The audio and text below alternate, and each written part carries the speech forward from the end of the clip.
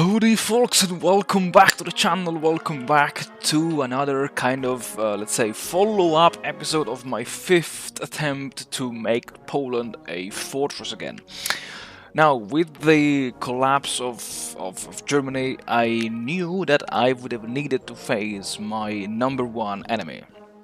What I was not expecting to see right after the capitulation of Germany was the literally the flood of allied divisions in Hungary, in let's say Yugoslavia, and in Romania and in Bulgaria.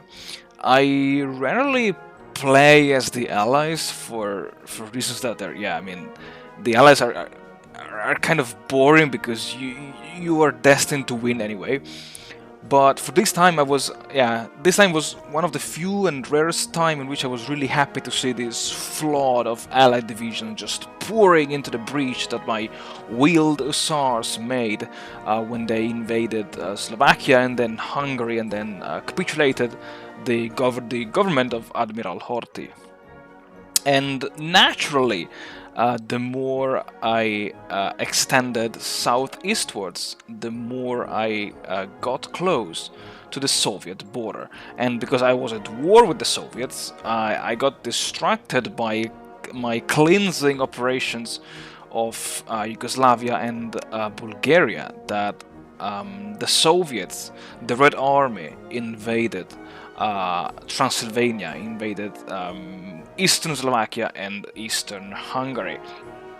And while I was busy enjoying watching the Italians getting smashed into pieces by the Allied armies, I realized that I needed to take some action, otherwise the Red Army would have outflanked me from the south. And because the Red Army was not at war with the Allies, I would have been in a very dire situation had the Red Army managed to break through the southern Polish plains and beyond the Carpatian mountains. And it was at that point that I realized, wait, I do have my Wheeled Hussars, and what can the Wheeled Hussars do if the Red Army is pushing so much into Transylvania, into Hungary and into Romania? Well, you know me folks, the idea for this push was to try and, of course I succeeded in it, but at the beginning I was a bit afraid of not being victorious in this operation, was to encircle as many Red Army troops between the Carpathians, Romania, so the Black Sea, and the what I call the Lviv bridgehead into Soviet-occupied Poland.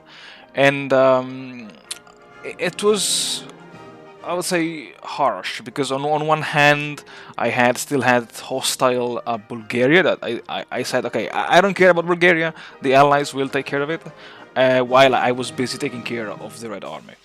And yeah, despite having I would say a numerical inferiority, because the Red Army had way more manpower and equipment than me, I still managed with my Wheeled Hussars to reduce the gap behind the Red Army, trap a big chunk of the enemy divisions, and then let's say re-establish a more linear and uniform front line, which would have been used as the stage for the next offensive operation. I think that's all for me already. It was a hell of a micromanagement. I'm not really a big fond of I'm not a big fan of micromanaging my divisions in House of Iron 4. I prefer doing it in House of Iron 3, honestly, but it was okay to do it for this challenge. Thank you very much for watching, folks. Thank you very much for supporting the channel. I wish you all the best, and as always, stay tuned, because we will see you all in the next episode.